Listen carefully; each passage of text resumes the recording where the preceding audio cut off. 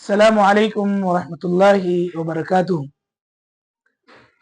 ہمارے معاشرے میں برائیاں، خرابیاں، جھوٹ، غیبت، چغلی دن بدن عام ہوتی جا رہی ہیں۔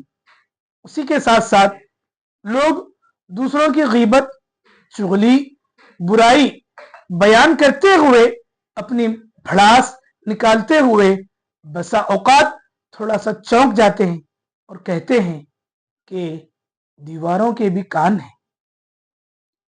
کہاں گیا ہمارا ایمان؟ کیوں نہیں سوچتے ہم یہ کہ ہمارا رب ہمیں دیکھ رہا ہے؟ کیوں نہیں سوچتے ہم یہ کہ ہمارے فرشتے ہمارے ان گناہوں کو لکھ رہے ہیں؟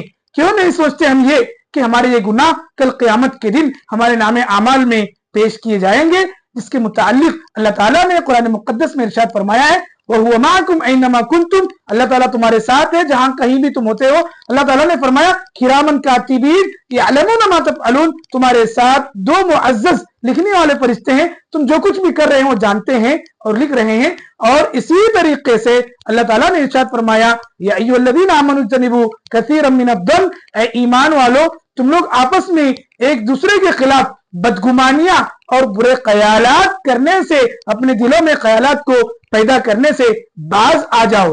ہم یہ کیوں نہیں سوچتے؟ ہمارا ایمان کہاں گیا؟ ہماری ایمانی غیرت، ہماری ایمانی امینت اور غیرت کہاں گئی؟ ہم ضرور کہتے ہیں کہ دیواروں کے بھی کان ہیں، دیواروں کے بھی کان ہیں کہنے کے ساتھ ساتھ ذرا دل میں یہ بھی تصور لا لیا کریں کہ ہمارا رب ہمیں دیکھ رہا ہے، ہمیں اس کی جزا اور سزا ملنی ہے۔ اس لیے اپنی مجلسوں کو پاک کریں، اچھی بنائیں، اچھائیوں پر مشتمل بنائیں، اپنے آپ کو، اپنی مجلسوں کو برائیوں سے بچائیں۔ اللہ سے دعا ہے کہ ہمیں عمل کی توفیق عطا فرمائے۔